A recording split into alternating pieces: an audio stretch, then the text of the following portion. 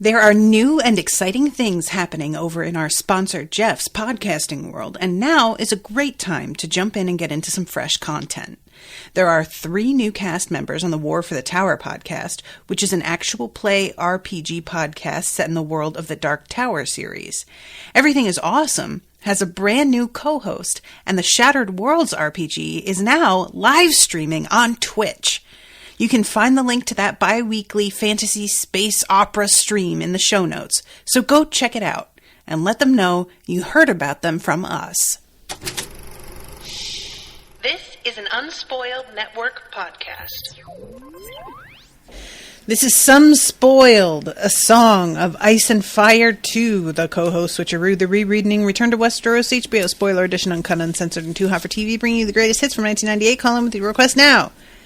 In these chapters, which I don't have my book open, Rashawn, do you know what chapter numbers these are? Pop quiz. Sansa and Catelyn. In these chapters, Sansa gets stripped and beaten because Joffrey is ascending from prepubescent cruelty to mid-pubescent cruelty, which means that he gets a boner now during it. And Catelyn is standing there just having a little chat when suddenly Renly is murdered by a shadow. Which just genuinely, I just feel for her, man. That's a bad situation. Just fucking bad. What is it? Just like, bad, wrong place, wrong time. Isn't that what they say? Okay, chapters 32 and 33. I just opened my book. Welcome. I was just opening it up too, yeah. To Unspoiled.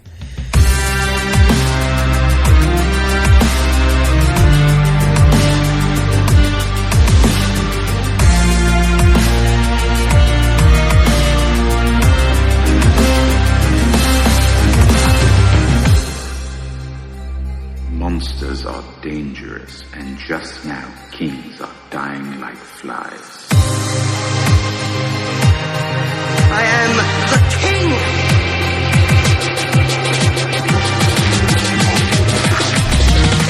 Fuck the king. Welcome to the show, everyone. The very organized, very professional show. I am Natasha. I'm Rashawn, also professional, not very organized. Rashawn urged me to get things moving this evening because she wants to talk about these awful chapters and get it over with. And I can 100% feel you on that. Sansa's chapter is it's such an exercise in dread. It's her dread because she knows something is coming. It's our dread. As readers, we know something is coming. I don't know if you recalled all of the things that happened to her from the show and if you had an inkling what this was going to be. My memories from the show, like my memories from most things, are a little convoluted.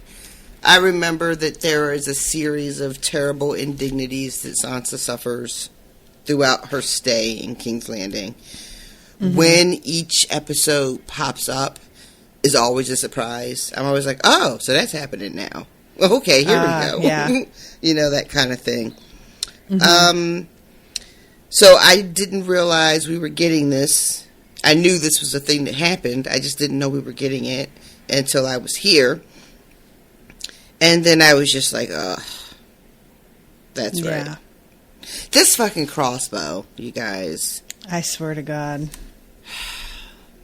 There's a dying cat as she's led out. Listen, he's out here just shooting cats. What a little monster. Yeah. And I know that's not the worst thing he does here, but it's really fucking close. Him telling a story about shooting somebody in the throat, which, I don't know, y'all, I think he's lying. I mean... Oh, that never even occurred. I don't think he's lying, but I love that idea. I think he's lying because I don't think he's good enough to get anybody in the throat from that distance. I think he tried. Oh my God. I really enjoy that. But I would rather think that. I just think he's such a little shit that you're a fucking goddamn lie. You didn't get nobody in their throat. Stop it. Stop it right now. That's how I felt when I was reading it. I'm imagining like one of his guys over his shoulder shooting.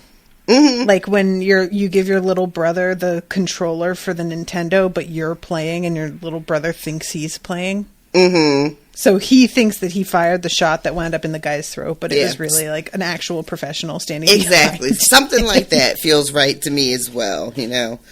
But so yeah, she it opens up with Clegane coming to escort her, and it doesn't look good. Before we even know what's happening, she's trying to get dressed, and it's taking a long time. She's fumbling. She's very nervous. She's terrified that somehow her little conversations with Sir Dantos have been found out, you know? Mm-hmm. And there's something to the way that, like, Sandor is telling her you don't want to keep him waiting, that she can tell shit's already bad and she's not even there yet, so... Yeah. Yeah, he's like, the worse it'll go for you. So we already know it's going to be bad. You're just making it worse. Yeah. And she wants desperately to know what she's done, and Hound ends up being like, no, it's not you. It's what your brother did. Mm-hmm. Y'all, this story these folks are telling about the way this battle went. My God. Yeah, it's really something. You know what's so funny about it is that this wild tale of, you know, magic and warging and sorcery and all this stuff, which is all like not true at all. It's so funny because the very next chapter we get some real shit, right? Mm-hmm. Yep. So 1 minute you're like laughing at how ludicrous this all is, and then the next chapter you're just like, oh. I mean, okay. The thing is that we don't know for sure the warging didn't happen. Like, we know that if it did, it was only Robb, but it might have. Because the warging isn't unheard of among the Stark kids, even as of right now. I mean, yeah, the warging, I mean, honestly, to tell you the truth, I didn't think for a second that even Robb, I mean, I guess it's possible, but it never even occurred to me that Robb would be warging, I guess, through... Grey Wind. Thank you. I could not think what the fuck his direwolf was named. But the other stuff too, they're like feasting on the men and yeah.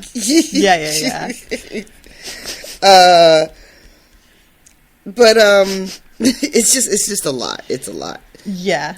I do really like the idea of that, though, that they're just like, not only do they feast, but they do it like in view of everybody. They just sat down right there on the battlefield, and they just just chowed down. Like, what are you talking about? It's like a fucking buffet. And Joffrey is telling Sansa that, you know, you Starks are all unnatural. And to your point, well, we only really know about Bran. But he's making sort of an accusation against the whole family. Mm-hmm. And I feel like he might be on to something. Mm-hmm. Only in, not in the way that he means it, but that the Stark children are different. You know what I mean? Like, and I'm saying this as someone who's like seen the whole show, so you know, and knowing that might not be how the books work. But what we see Sansa and Arya and Bran go through, is, you know, is the ones that survive, as far as I know. They are just built a little different. Mm-hmm. You know? So when he says that, I know what he means by it, but it really did strike me a little bit. It's being like, yeah, you don't know who you fucking with. But so they bring her out. He's got this fucking ludicrous crossbow dealy, and he is saying that she has to be punished for what Robb has done. Mm-hmm. And it's a couple of pages of Sir Dantas tries, bless his heart. He makes a good effort because he's hoping that maybe he can just get Joff to lighten up. Exactly, like just diffuse the situation a little bit. So I forget this fucking broomstick that he's on. Oh my god! On a broomstick with a mace that has a melon on one end, which honestly sounds pretty painful. What, to be smashed up against the head? Yeah, with a melon. Yeah, agreed. Ouch. So he intervenes and is like, let me punish her, and he makes a big show of it, and it's definitely, painful, and it's humiliating, and she is taking all this and is at once really grateful and calls him once again her Florian, talking about Sir Dantas. And then she's praying that Joffrey will laugh. Mm-hmm. Like, just laugh. She says, laugh and be satisfied. Which, whew, that is a phrase. That is a phrase. Because what it is acknowledging is that he is, he needs her to feel some kind of pain, and she's hoping that the humiliation will be enough, and that he won't need to like physically, hurt her. But it does not work. No, he doesn't even crack a smile. And then he has these grown ass men beat her like she is also grown. Mm-hmm. With a reminder to, like, not hit her face because he likes her pretty. Which you just really, really hate this little motherfucker. Oh, yeah. Like, you think you can't hate him more, and then next thing you know, here you are. It's really staggering. Just how much room in my heart I have for hate for him. That, like... I will say right here, right now, that you will be constantly surprised throughout this at the capacity for more hatred of Joffrey. It is astounding to me how much more I grow to hate him even than now. Like, and I mean, some of what's coming up, but there's a difference in the presentation of him in the book, I feel, that makes him feel like more of a threat than he does in the show in some ways. I feel like he's sort of undercut in the show. And I don't really know if that, like, because I'm not saying that Jackie Gleason, I can't get over that's his name, but his performance is excellent. I'm not trying to, like, throw any shade at him. I don't know exactly what it is, because you hate him in the show, but it's just, there's something different in the books. I don't really know if it's that we get more of a look at how, like, I don't know. But yeah, this, you're gonna remember that you said this and be like, oh God, because it truly does get worse somehow. Jesus. He's there's something to look like forward one of the better to. villains. Yeah. Ugh. So yeah, he has his knights beat her and punch her, smack the back of her legs, and she's just telling herself it'll be over soon. And this just goes on. It's so bad that the Hound actually at one point is like, enough. Yeah. Which I was to step in.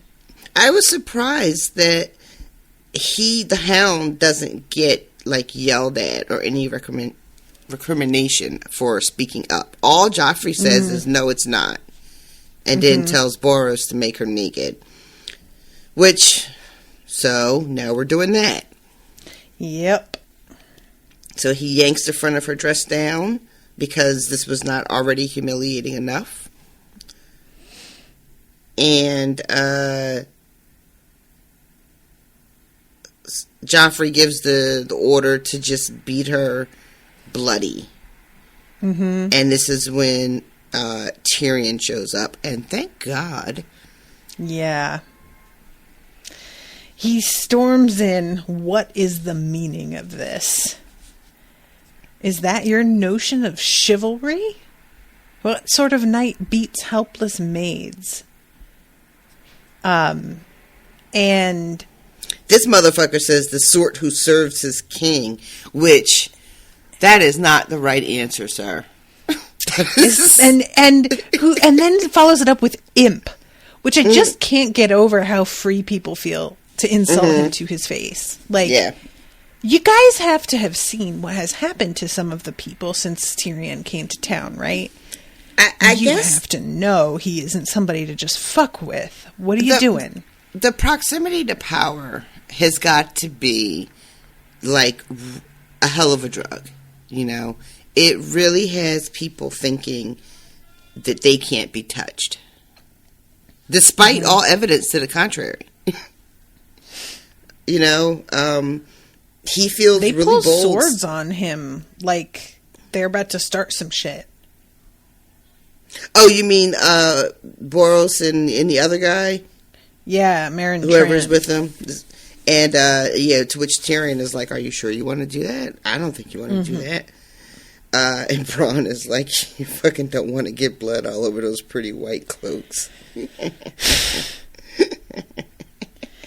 It's a good thing that he just walks around with that, dude. Yeah, I mean, well, yeah, him and, he has one of the wildlings with him too, right? Because she talks about, the sellsword and the wildling, the one with the burned eye. Yeah. So, yeah, I mean, Tyrion has to walk around with them at all times. Yeah. I mean, you know, that's just the smart thing to do. It's just like, I think that in my head, I imagine that people aren't going to dare, like, do anything in front of anybody else, or, you know what I mean? And I keep being surprised at how unafraid they are.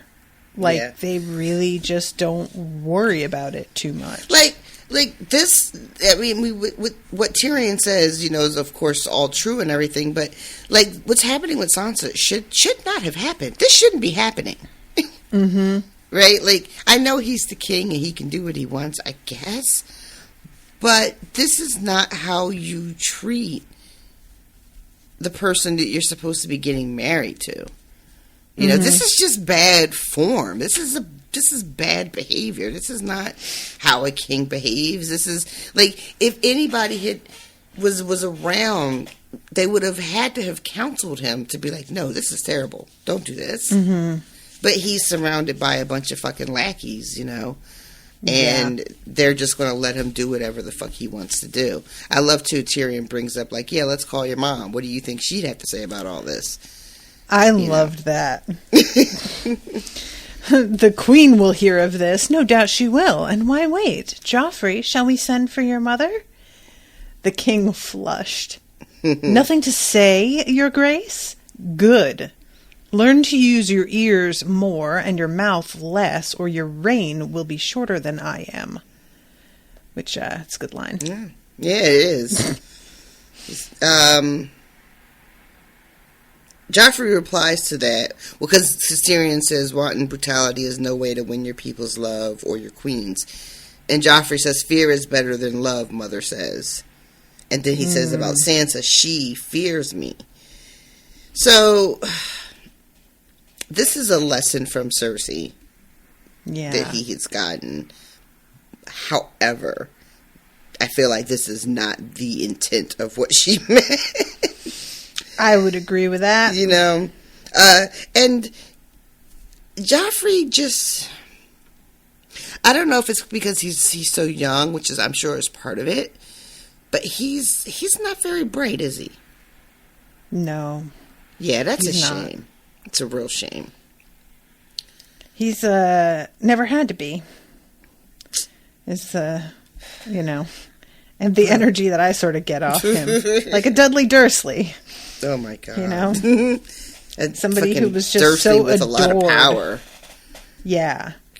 Jesus Christ. So this little, I'm trying to refrain from throwing around diagnoses and, but, psychopath. Yeah, exactly. But this little fucking monster, I'll just keep saying that, has power. He has men that will stand behind him and cheer on whatever he decides to do. And that is such a dangerous combination. And I'll say one thing about how he appears in the books versus the show. When you talk about how he seemed like he got a little undercut a little bit, so his menace was kind of tempered. I wonder if it's because often when he was on the screen, you would cut to faces of people who clearly disagree with him. Right. Yeah, that might be it. You're right. Because here it's just so many people are on his side. Yeah. And it feels like even if those people on the screen were in a position to actually check him at any time, you got the feeling of them just being like, oh, this is terrible. And I should mention that Austen, he sent notes and points out that in the show when this scene happens, her dress isn't torn off the way it is in this scene. It's just torn a little bit, like they were attempting to strip her before, and then Tyrion walks in before it happens. And it also happens in the throne room in the show, whereas here, she's down where the knights are practicing. So It's a much more secluded area, and that makes more sense why we're not seeing more disapproval, because it's not strictly public the way that... Right. That's a really good point. I'm glad he mentioned that, because she says where they walk to, and it didn't really mean anything to me. She says they went to the lower bailey where a crowd gathered around the archery butts. Okay, those words don't mean anything to me.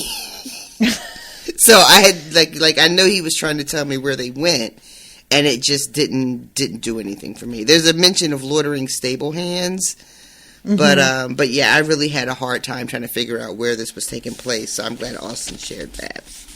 Yeah, thank you, Austen. So Tyrion comes and puts an end to this nightmare for the moment. There's a little bit of back and forth with some people, some of Joffrey's men who are feeling pretty bold about things. Tyrion takes Sansa and they escort her up to the Tower of the Hand. And this is hard for her. Scene. Yeah.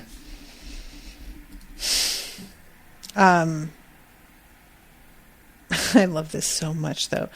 Am I your prisoner? My guest. I thought we might talk. You have a right to know why Joffrey was so wroth. 6 nights gone, your brother fell upon my uncle Stafford, encamped with his host at a village called Oxcross, not 3 days' ride from Casterly Rock. Your northerners won a crushing victory. We received word only this morning. Robb will kill you all, she thought, exulting. It's terrible, my lord. My brother is a vile traitor. The dwarf smiled wanly. Well, he's no fawn. He's made that clear enough. And this is when she brings up the wargs and the accusation that there was magic. And he has this line that I love so much. Sorcery is the sauce fools spoon over failure to hide the flavor of their own incompetence. That's very, very good. Damn. Yeah, that is very, very, very good. My Kindle says it's been highlighted by 20 people, but that surprises me. I think feels it's a really good low. line. That feels very, agreed. very low. I'm going to highlight it now just to sort of add to that tally. Who deserves better. And he also Tyrion mentions that the people that made up the host, they were like not seasoned, warriors. They were just like apprentices and miners and field hands. So once shit went left, a lot of them bounced.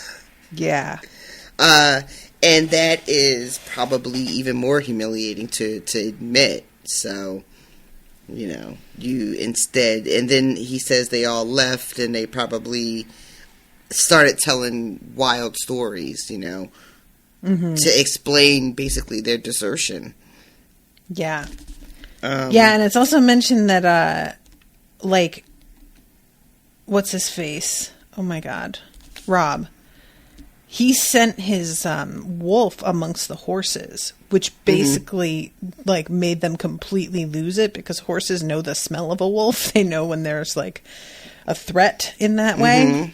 And that was what sort of started everything off, was just the mere presence of his wolf. And I was that's pretty dope. It says even the trained horses went mad. That is quite an asset to have. Yeah. And then, like you said, the horses go wild. It creates chaos. People get trampled. People are chasing after their horses. Just madness everywhere. And Rob and his crew are able to take advantage of that. There's one mystery, which is just how Rob got... what does Tyrion say? He says the only thing that doesn't make sense is how he got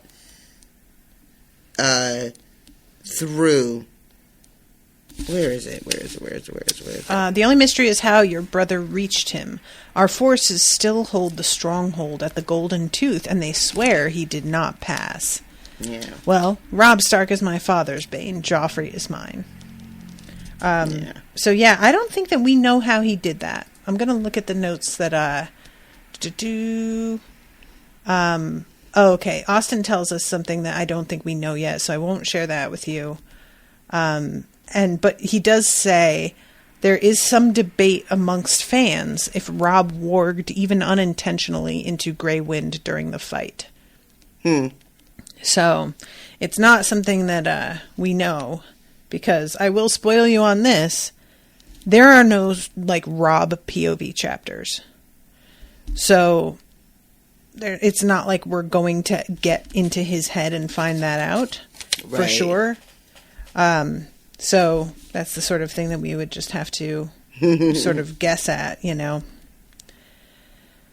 So, right after telling her about all this, Tyrion asks Sansa, how does she feel about Joffrey? And she pipes up immediately, I love him with all my heart. I love him even more today than yesterday. My God, it's awful. And he just laughs at her and is like, well, someone has taught you to lie well. And you might be grateful for that one day. Then he asks her about whether or not she's still a child. And there's this moment where she thinks to herself, what a rude question that was. But in comparison to being stripped naked before half of the castle, it doesn't even feel like a rude question anymore. Yeah. Which is a really short little sentence, but says so much about what was taken from her in that ordeal, not just the pain of the beatings or the humiliation, but her dignity, her sense of what's ladylike and what she's supposed to protect and what she, isn't allowed to share because it's unseemly or whatever.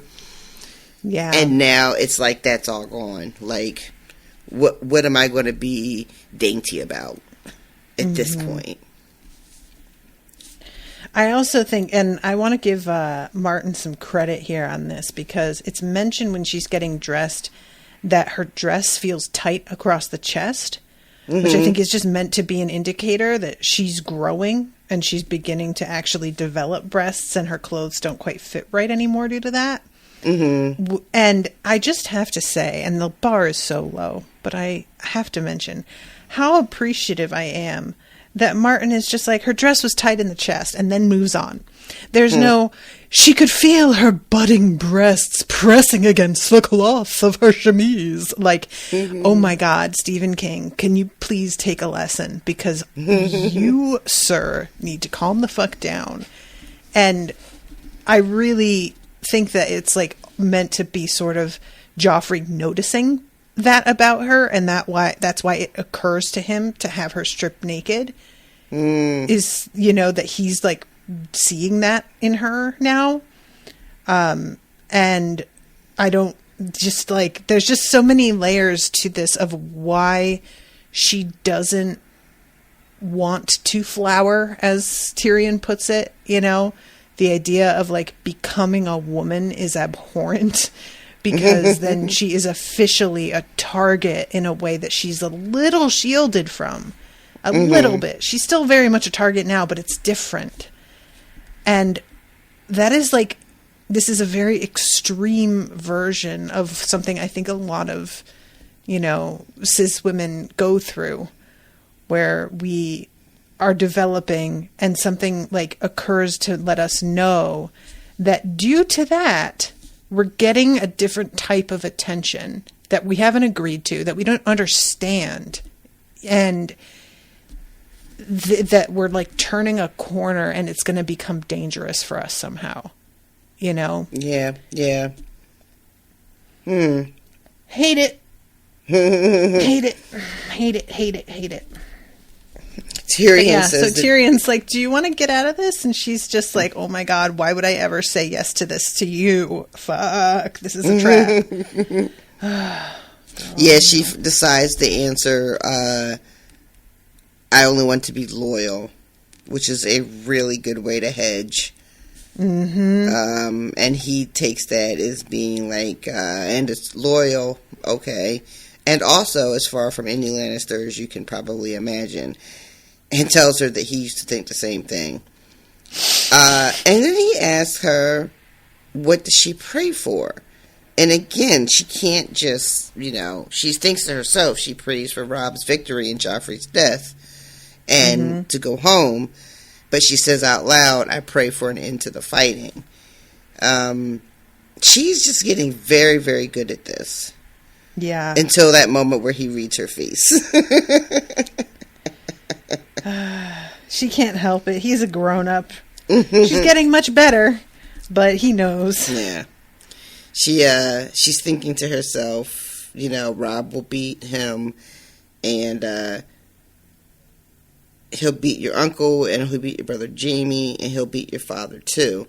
And Tyrion just kind of looks at her and is like, yeah, don't get too excited about this last battle. That was just a battle, not a war. That was against my uncle. Next time, it's going to be my father, and that's not going to go well. Yeah. That shit's going to be different. Yeah. And he offers to let her sleep there. And, you know, will leave some of his wildlings to protect her. And she just is like, no, before she can even think twice about blurting that out.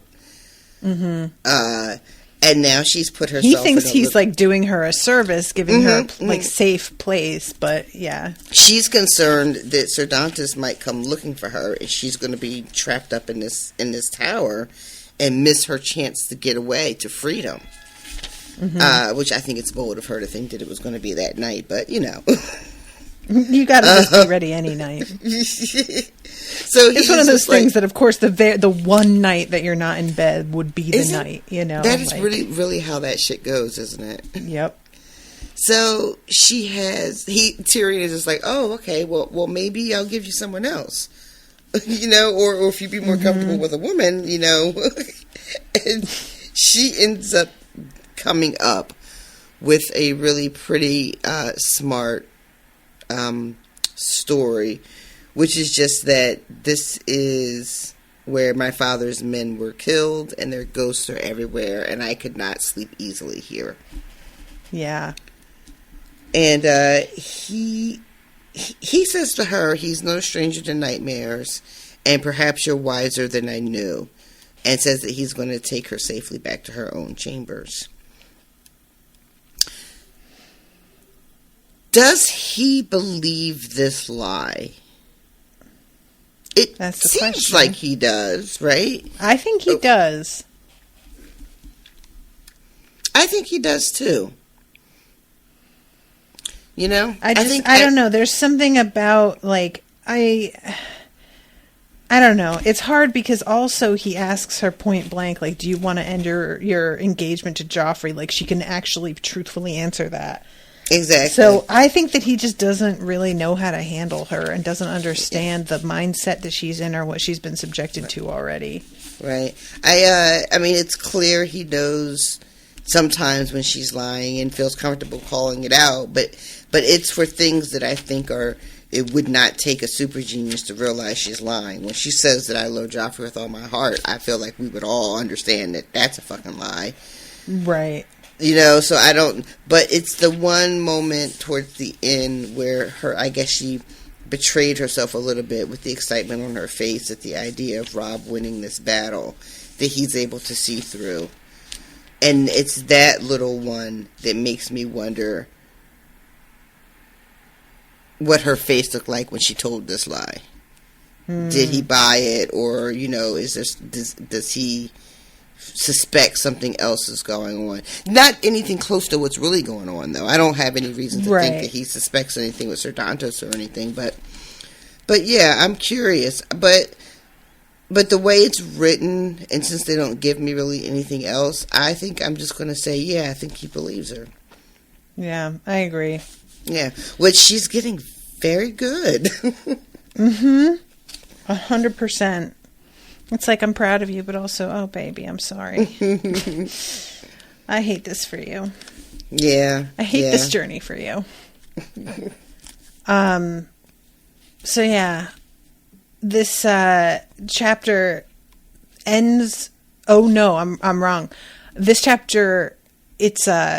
There's an illustration after it in the illustrated edition that I'm looking at, and I thought it was an illustration of one of the knights, like, you know, of the Kingsguard, but I'm realizing now that it's Renly, and it's the shadow behind him, and this is a pretty great illustration. I'll use this, of course, for the artwork for this week's episode, but man, I really enjoy this depiction because the shadow is much larger than him in a way that you can see why she might think it was his own shadow, but when you know it's not, it makes this like much scarier to me. I'm going to send it to you in text so that you can see what I'm talking about, but I really like this, actually. I don't think I've ever seen this before. Some of these illustrations I know I've seen here and there, but this is one that this is new to me. I do want to say really quickly, too, in the Sansa chapter, there's a moment when she's getting cleaned up at Tyrion's where she thinks to herself that how worthless knights are and that she hates them, and that, you know, how they are sworn to defend the weak and protect women and fight for right, and none of these motherfuckers did any of that. They all stood around and watched what happened to her. And she said, only people that tried to help were Sir Dantos, who's not a knight anymore, and the Hound, who's not a knight and hates knights. And she thinks to herself, I hate them too. And this is just another, like, piece of our girl that's gone away.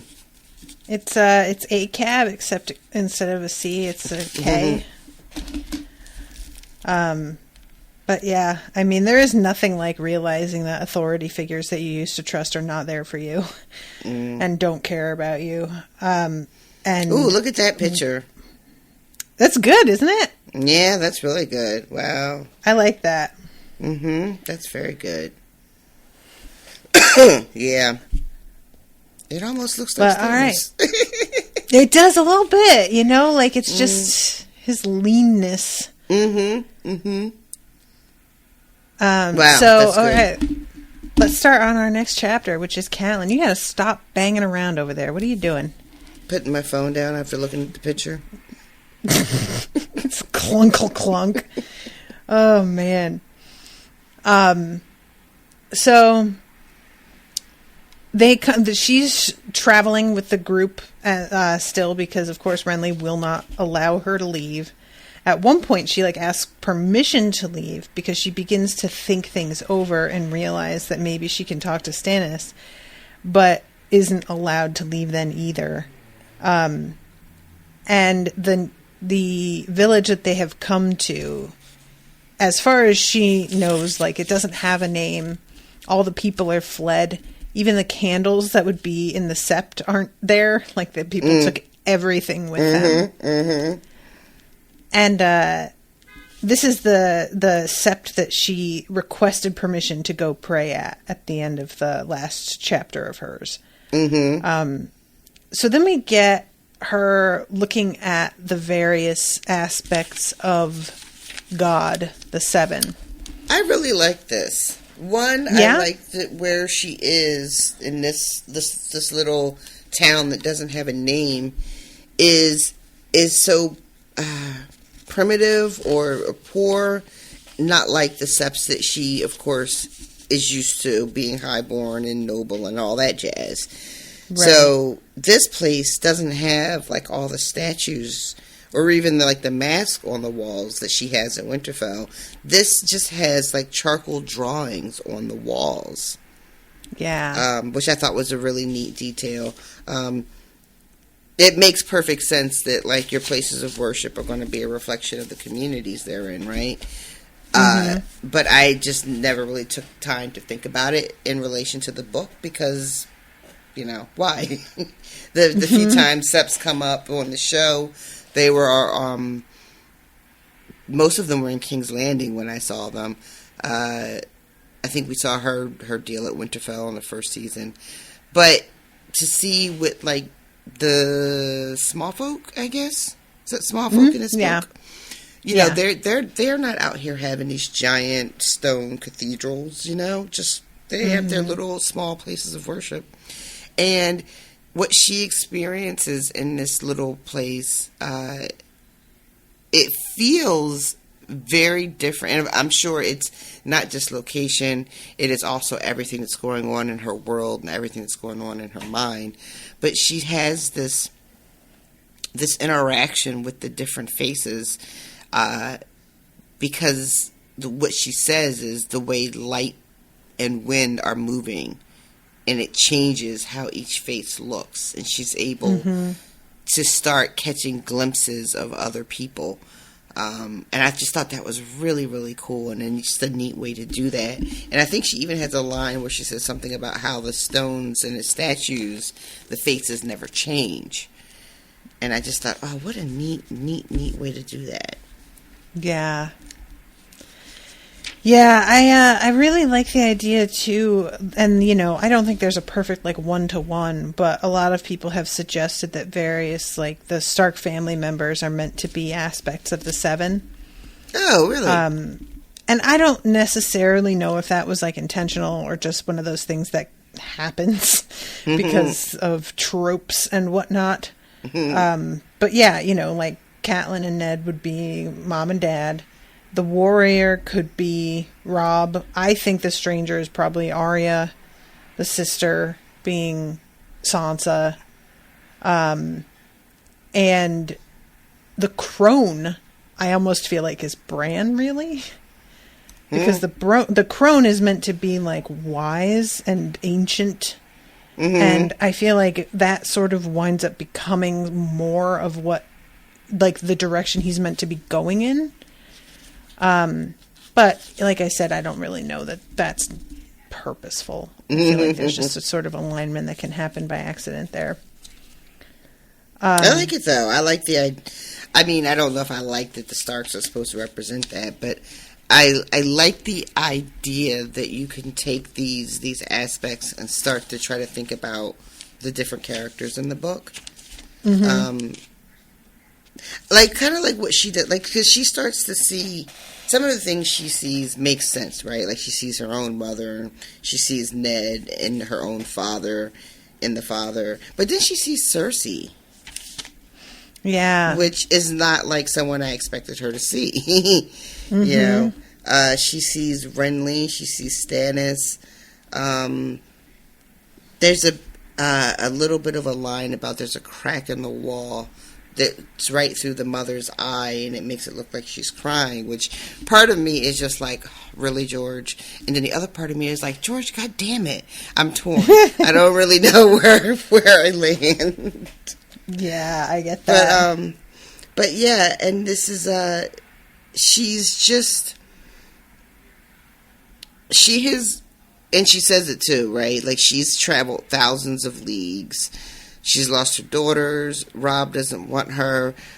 Her sons probably, she says, my sons must think me a cold and unnatural mother. Because she's been away from Bran and Rickons for so long. And she says, I wasn't even with Ned when he died. And she's just like, finally overwhelmed. Like, I feel like she's been overwhelmed a couple of times, but it's the kind of overwhelmed where you gotta fucking just get back up anyway. I think we all know a little bit something about that. Mm-hmm. And this feels like a moment where she is finally, it's all kind of just washing over her. All of it. Yeah. Not being able to stay with her father while he's dying, thinking about her mother, who I don't know if I've heard. I didn't even know her mom's name until just now. Like, does that ever come up? Yeah, true. You know. Oh my god! I'm just realizing I called Sansa the sister, but I meant the maiden. Yeah, I wasn't going to say anything. My bad. I was going to let that ride. You know, I knew what you meant. The maiden, the doy. But and she's here, and she's thinking about what Cersei would do to protect her children. And I kind of like this. Yeah, right? This is really... She's sort of like, well, if it were me, would I have, like, stopped, like, not killed a man to save my own kids' lives? Because I know what would have happened to her kids. And it's not like she's like, I don't blame her at all, but it's more her just considering, you know, the position that Cersei's in. Exactly. And it's if I'm not wrong, it's kind of thinking about Cersei and what Cersei would do to protect her own children, and then thinking about what she did to protect Bran, that she connects the dots and realizes that Bran must have seen something, and that's why they tried to kill him. Yeah. Yeah, I had forgotten that she winds up, like, putting that together. And I do really like that she gets there. You know, and it's like, oh, wait a second. They both stayed home. Mm-hmm. And that was the day, like, everything began to go left. Yeah, makes sense. I think I asked earlier if she ever gets there. Of course, you were very cagey. As is your way. Sometimes I'm cagey because I genuinely don't remember, and sometimes I'm cagey because I just like to be cagey. Well, who can tell? I mean, I really can't tell a difference, so kudos. Yeah, see? It's all part of my all-knowing act. So she's just... And so not only is she putting it together about what Bran saw, but also that Ned must have known, that Lord Aaron must have known, and that's what fucking got them killed. Like, what does that mean when all your synapses are all firing? It's like galaxy brain or whatever. Galaxy brain, yep. She's having a real moment. And she decides, I feel like at this moment, that she needs one more chance. Just one more chance. Let me try one more thing before this all, like, goes to shit. Mm-hmm. And then her Sir Robar comes to get her. Yeah. And they have to go back to the pavilion, and there's a lot of description of, what does she call it? A magical castle alive with emerald light. Magic is all, that's it. She's right about the magic. I guess. It's not in the way she thought. The two of the Rainbow Guards stood sentry at the door to the royal pavilion. I should mention here that Austin had said, because, the Rainbow Guard for a gay character feels very pointed. Listen, I wasn't going to say a thing. Apparently, George R. R. Martin says that he didn't realize what the significance of the rainbow, was to the gay community when he made this decision. That was just it was unrelated. It was sort of meant to be that they are very visually striking and a little bit maybe over the top and flamboyant, but not necessarily that the he says he didn't know. So, whether one believes him or not, that is his claim, and I felt I needed to address it. Sean doesn't believe him. So, I must speak with you, Your Grace. In a moment, Lady Catelyn.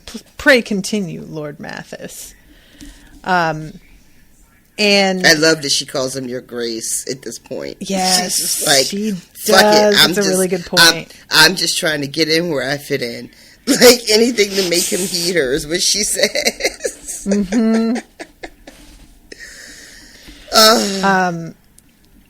And I forgot too. Yeah, Brienne is here, and she's the one putting all of his armor on him while he's having this conversation. Right. This conversation is wild, y'all. His man is we could just attack now. We're ready. Let's be about it. And fucking Renly says, and have everybody think that I won by treachery? Meanwhile. It's a little different now. Our most honorable, stand-up guy that we've met, that we think we know in all of bookdom, right? Yep. Mr. Things are the way they're supposed to be, and right is right, and that's all there is to it. Just sending magic shadows. Now listen, I'm going to talk about something here that has not happened in the books yet, but has happened in the show. Shireen. Now, in the show, Shireen gets burned to death as a sacrifice to the Red God for more of a magic. I don't even remember what he's trying to get. Doesn't matter. Get it? Everybody is so certain that Stannis would never. And I'm like, that happened. Wouldn't Right. I see where you're going. I'm sorry. I see where you're going. We haven't gotten anywhere near that in the books. And while I'm not necessarily saying that this is that they put it in the show because it happens in the books, or that they hid inside knowledge, a lot of people have dismissed out of hand that Stannis would ever do that. And I don't know, man. Look at what he did just now. He killed his brother with magic, just due to basically being just angry at the fact that he's being kept from something he thinks is his. And I know that he has a type of affection for his daughter that he doesn't have for Renly. It's just pure resentment toward Renly. But I would argue Stannis is not in a good place here, and it only gets worse. And I just don't know for sure that I can say he would never. I'm not confident enough. I think that the affection, he has some sort of affection for his daughter. That is a mouthful. Because that does not a good man make. You know what I mean? Right. Good Lord. But, yeah, this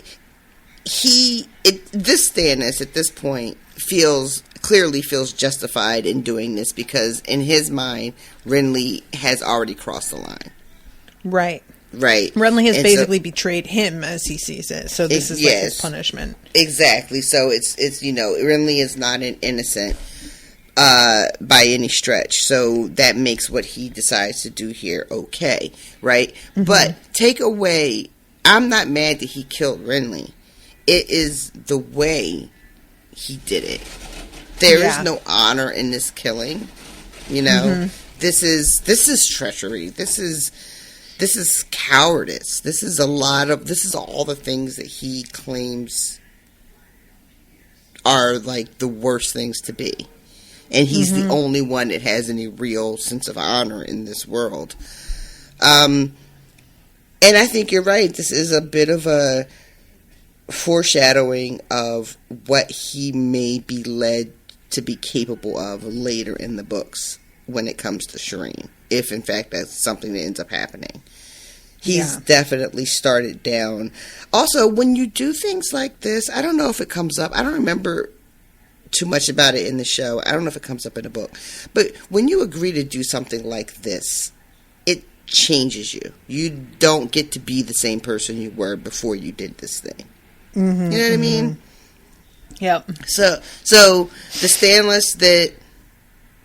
Stannis that we met in the woods a couple of days ago, even though I feel like this was probably already like in the works, right?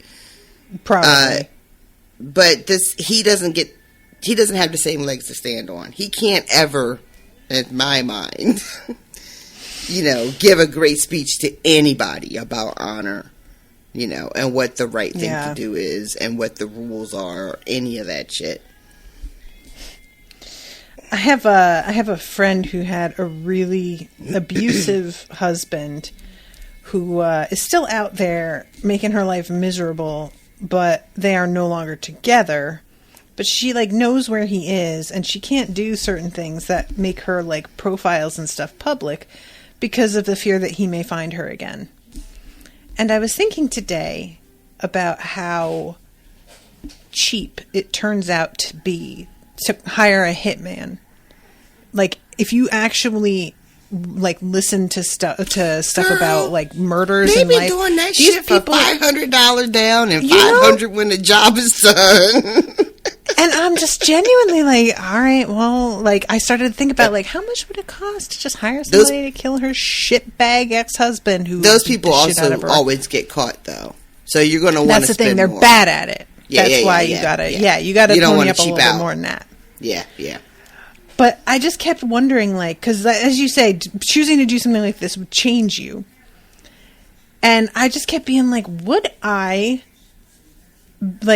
be plagued with guilt for life over doing something like that? Or would I just sleep like a baby? And either way, what does that say about me?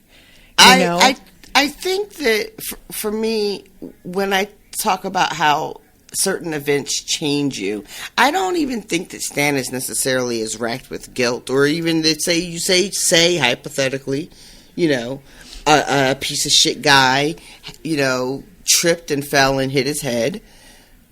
I'm not saying that you would necessarily need to feel guilty about it, but you wouldn't be the same person that you were before it happened. That's all. Yeah.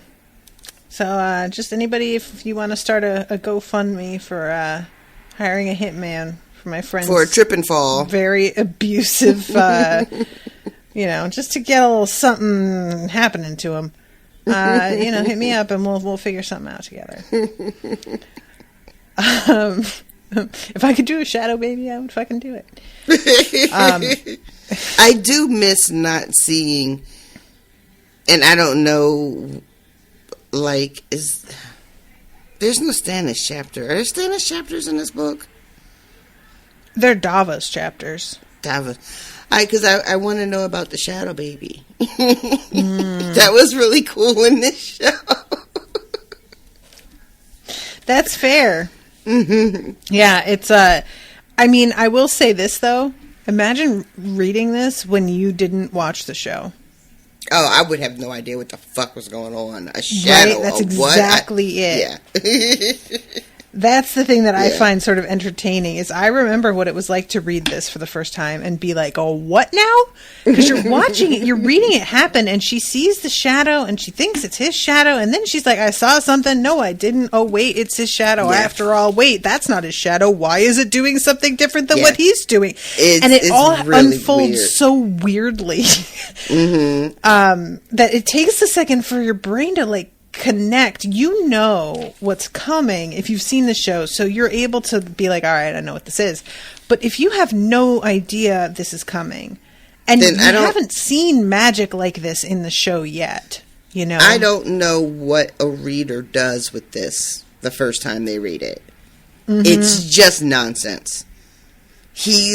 They're talking about battle plans. They're talking about how unyielding Stannis is. Renly is like, you know, when he dies, don't do anything to his corpse. You know, I don't want to see his head on a spear. They're talking about the siege again at Storm's End. Renly wants to know if anybody sees Sir Barristan, please, like, don't kill him and bring him to me, which I thought was really funny because nobody knows. I don't think he's there, and he's like, where the fuck else would he be, idiot? And I'm like, It's really, really good. And then Catelyn starts to, you know, tell Renly what she believes is that the Lannisters tried to kill Bran, and she thinks they did it because he must have seen something. And she wants him and Stannis, and she's just lying about Robb at this point. Robb will set aside his crown. Bitch, he didn't say nothing of the sort. But she is making a desperate attempt, like anything that she can. She says, let the three of you have a great council. We will basically just tell the world what the Lannisters have been up to. They will be shamed and you know, basically run out of town, and we'll let the people decide who's going to be the next king. Yeah. And Renly replies to that with, do you let your direwolves vote on who should lead the pack? And I do not love this. But I understand this is a different time. There's two wolves inside you. Sorry. Yeah, what's so annoying about this too is like the timing of Stannis choosing to attack Renly, because like I don't think Renly was as like open to what she wants exactly, but I'm not entirely sure that her request wouldn't have worked at all. Do you know what I mean? I don't know. What do you think? Do you think had Stannis not had the chance to interfere the way that he does, would Renly have listened in any way at all, in any shape or form? I don't know if Renly seems completely uninterested in this. I think if she had been able to, I don't know how, but if she had been able to get to Stannis, I don't think he would be really on board with like letting them choose who the new king is, but I think he would have appreciated having someone back up his incest claim. And I think that could have gone a long way towards something. But she hasn't talked about this with Robb. So this plan of hers could have unraveled in like a myriad of ways, you know. True. Yeah. But we don't even. We never even get a chance because in the middle of her pleading for him to just give her a chance, the shit starts to go down.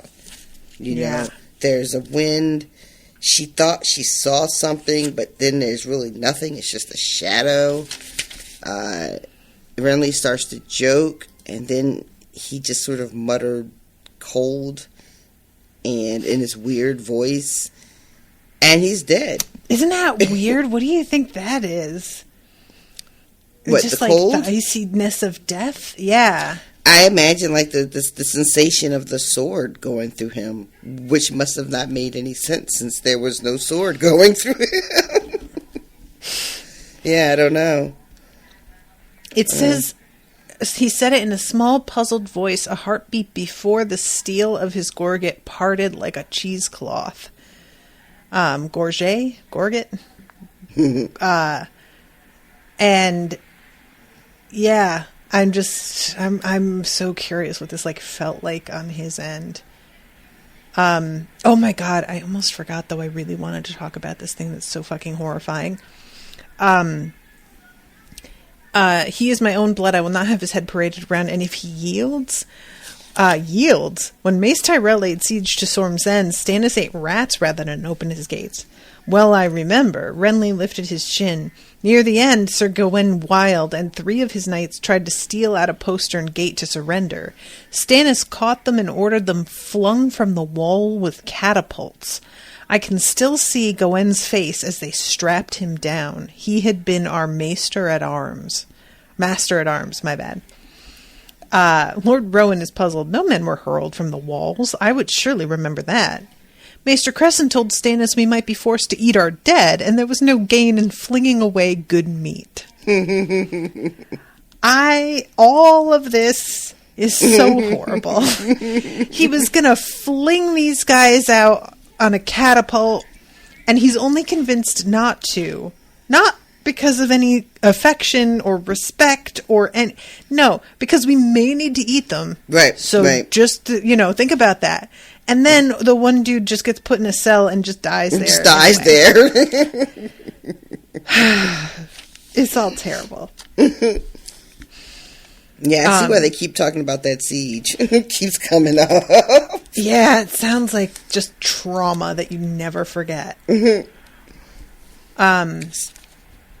So yeah, the shadow, something dark and evil had happened here, she knew. Something that she could not begin to understand. Only a few instants passed before Robar Royce and Emmon Coy came bursting in.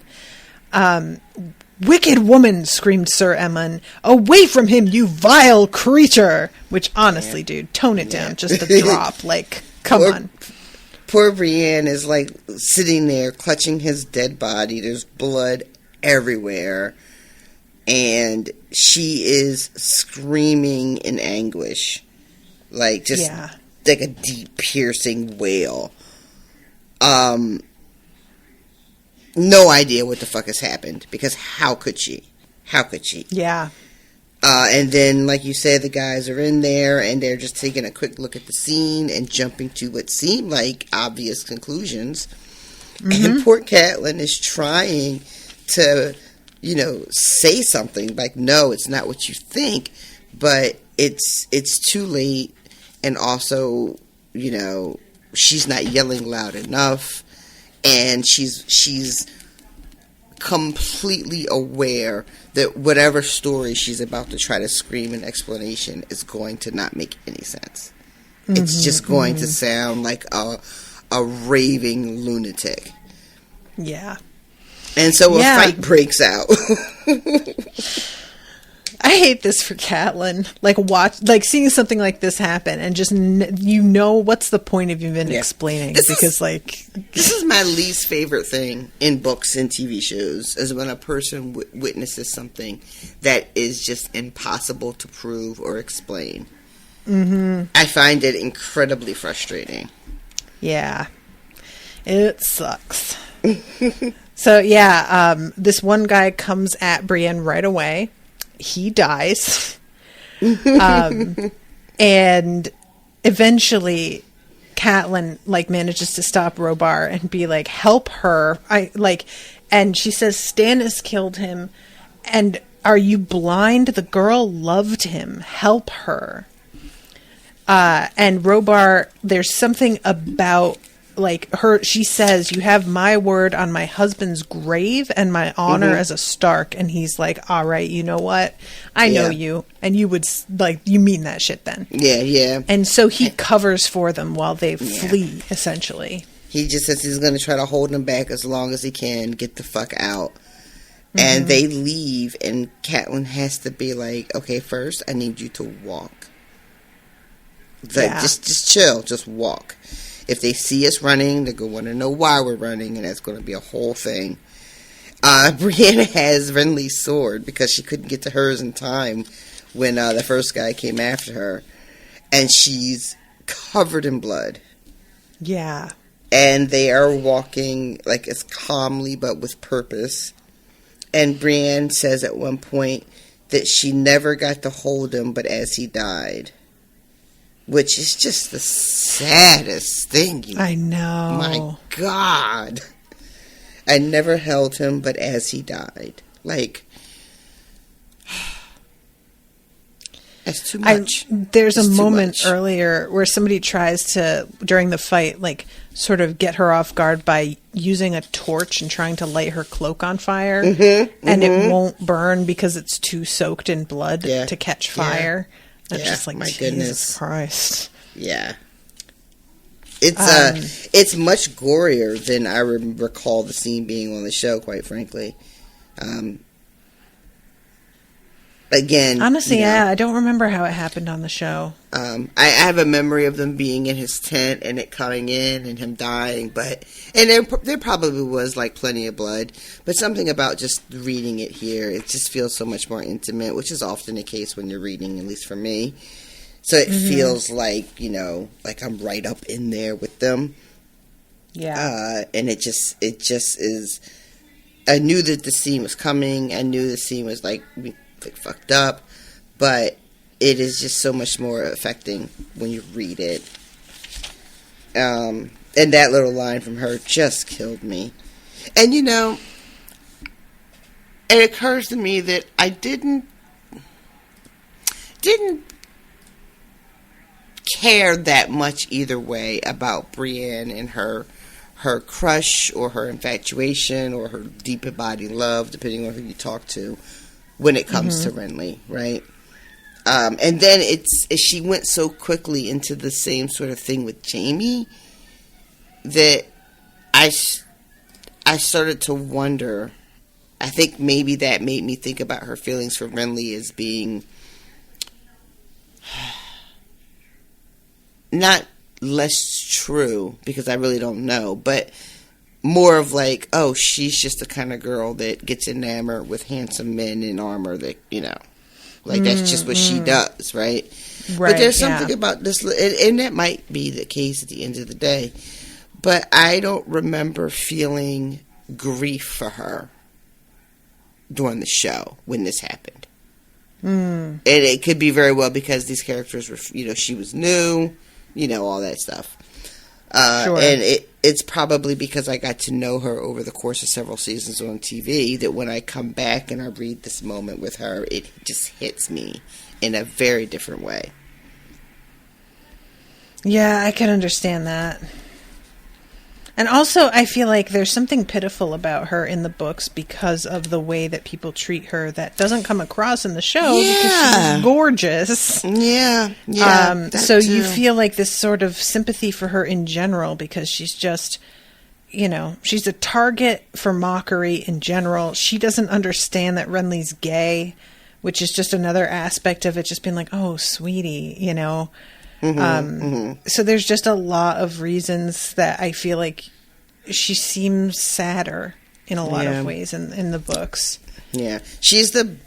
Anytime she was made to feel like the butt of a joke in the show, I feel like, one, to your point, she's just fucking Gwendolyn Christie is just drop dead gorgeous. But also, whenever someone tried to do that to her, it felt like they got challenged, Yeah. Like almost immediately, if not by her, by someone else. And you just don't. I'm not getting that this time around. It feels much more like she's on her own. She's alone in her devotion to Renly, which is not like reciprocated in any kind of way. She's alone as a woman. Who is not doing any of the womanly things. She doesn't even have the decency to be attractive. It's just, I don't know, it just hits different. It's much sadder. Yeah, agreed. So now Catelyn is trying to explain what the fuck happened. And she doesn't expect Brienne to believe her. And it turns out it's not that really much harder of a sell. Yeah, Brienne is just basically like, oh, that motherfucker, yeah, all right. I could see him doing some shit like that. Yeah, she's like, I'm going to kill him. I'm going to kill him dead. And I think she even says, I'm going to kill him with Ridley's sword. I want him dead. I want his family dead. I want his house burned to the ground. And as they're leaving, Catelyn is like, God damn, all these men that I'm looking at right now don't know it yet, but they're Stannis's now because where else are they going to fucking go? And then she remembers Stannis being like, Robb is as much of a rebel as anybody. This did not, I didn't care for this. Mm-hmm. This feels like, well, if this is what Stannis would do this, Jesus Christ, what's he going to do to my son? Don't remember having that feeling either during the show. But, chill went through her. It went right through me, too. Stannis. You know, because when Stannis is making a threat, you know, when they're all at the meeting, it seems like, you know, you're all thinking like rational people. You're thinking like we're going to meet on the battlefield, right? Mm-hmm. And now the game has changed. Now we know, A, what Stannis is willing to do, and B, what apparently he has the power or access to the power to do. It just changes it changes everything. So what do you think, like, because, you know, Robar covers for them so that they can leave. And they, as you say, have to, like, walk cautiously out and try and be cool. But what do you think happens from here on? Like, you know, where do they go? Where's their next stop? Honestly, I'm trying not, like, you know, the show stuff is very muddled. Like, I can't remember how it is they find themselves with one Jaime Lannister. I cannot remember how that happens.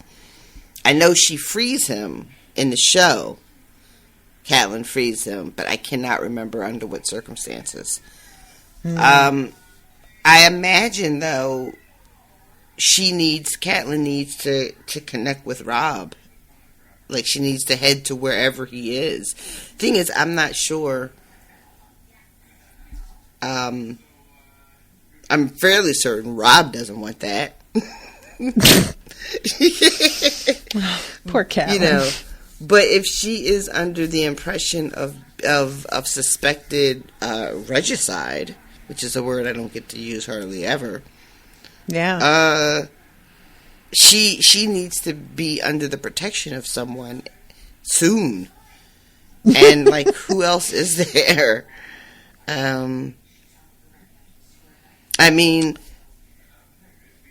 I'm thinking, like, does she go to Stannis at this point and say, hey, the incest thing, you were right, I'll back you on that? I don't know. I mean, they're right there. That would probably be the closest way to go, and maybe that would... Like, see, it's tricky. Like, if they go to Stannis... Yeah, no, whenever you cover your mouth, it just sounds like you put a coconut over your face. I wish I had a coconut. That's not what I was expecting your reaction to be. Okay.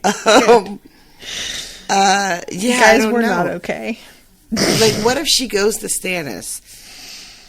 Stannis has just done this thing. She can't take Brienne to Stannis. That's a no-go. So, no, they can't go there. Well,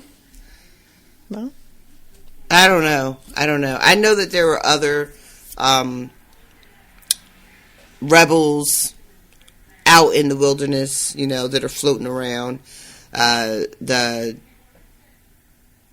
Beric Dondarrion is out there in them streets somewhere. Mm-hmm. Does she connect with them? What does she have to offer that you know, gets them to protect? Because I feel like she needs protection, right? At this point, I'm just trying to think who is in a position to do that, and all I can think is Robb. But I don't know. Robb is almost at Casterly Rock, and she's at Storm's End. Check my map at the beginning of the book. That seems like a really long way to go. I did not know what a Pandora's box I'd opened by just asking you where you thought they'd go. Like, let's take a look, though. Let's take a quick look. All right, so they are... I am loving you just referencing the fucking, you know, map all right, and so they're whatnot, here. though. That's fun. They're here at Storm's End. Here's the Reach. The maps aren't exactly to scale. Well, yeah. That's funny. Just Yeah, FYI. That's a pretty good hike. Depend if Rob is still somewhere near Castle Rock, depending on which way he's headed. Yeah, y'all, I don't know. Well, all right. I guess we'll just have to see. Yeah, we'll have to see because I don't know. This feels like I really wish I could remember what happened next on the show, but I can't. Damn it. All right. So I'm going to say hi to new patrons as we wrap this up. This is 2 weeks worth because I didn't do them last week because my poor mouth was just in pain and I just signed off early. But this week and last week we've got Noelle Gemberling, Bert, Malcolm Nygaard, Jonathan David Scotesi, C.R., Nathaniel Barlow, Suzanne Smagala, Laura Francis, Arizu Kashefi, Jessica Trudell, Paranoia Life, Sarah, and Jeff. Well, welcome to all of you. Thank you very, very much, you guys, for becoming patrons. You just don't know how much I appreciate it. Y'all have been, ever since my call to action, people have been really stepping up, and it's appreciated so much. You don't know. And I hope that you all are enjoying the content and the Discord and all of that stuff. This Saturday, Rashawn and I are doing an Unsober about cryptozoology as our intro to spooky season. Which Rashawn did not know what that word meant. I didn't. If I'd seen it in writing, I might have been able to make it work. But just hearing it tossed out when you're not expecting it, I was like, we're going to do what now? About what? I started typing crypto as the title too, and it autofilled to cryptocurrency. And I can't think of an episode I would like less to talk about, like cryptocurrency. I'm sure by talking about it, if you're somebody knowledgeable, that it's interesting. But me, I would just be like, Bitcoins, right? Weird. And that would be the summary of everything I know about it. But yeah, so that's the Unsober that's going to be coming out this Saturday, and then the one after, the Unsober after that, not the week after, is going to be on season 3 of The Circle, which dropped on Netflix and will be wrapping up this week. So we always try and wait until all the episodes have dropped so that Rashawn and I have some time to watch them all. We tried to fit things in a little too close last time, and Rashawn didn't quite manage to finish the season before we had to record. So I'm giving it a little bit of extra wiggle room here, but The Circle is just so much fun, and we always want to talk about it. And I'm really surprised that there's 2 seasons this year. I didn't know that they were doing that. Yeah, I'm surprised too. I haven't watched any of it at all. Have you watched anything? I haven't started it, no. I figure I'll binge it on my my vacation week. So, and speaking of that, reminder that next week there will not be an episode. No episodes of anything.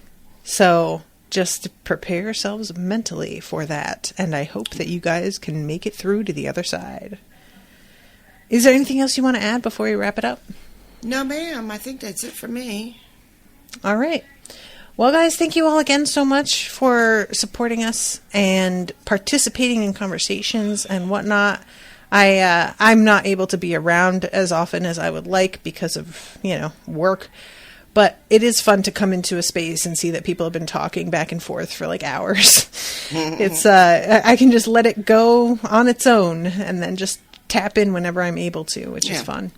And everybody is well behaved and not an asshole. So if you're looking for that in a community, you want to become a patron.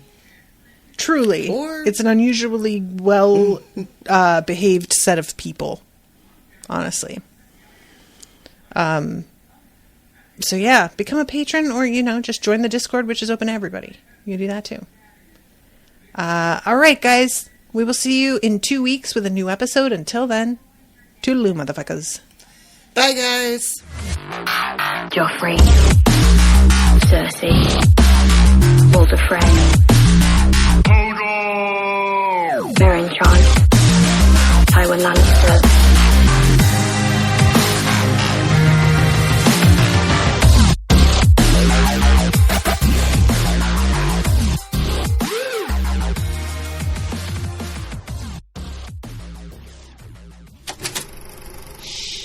That was an Unspoiled Network podcast.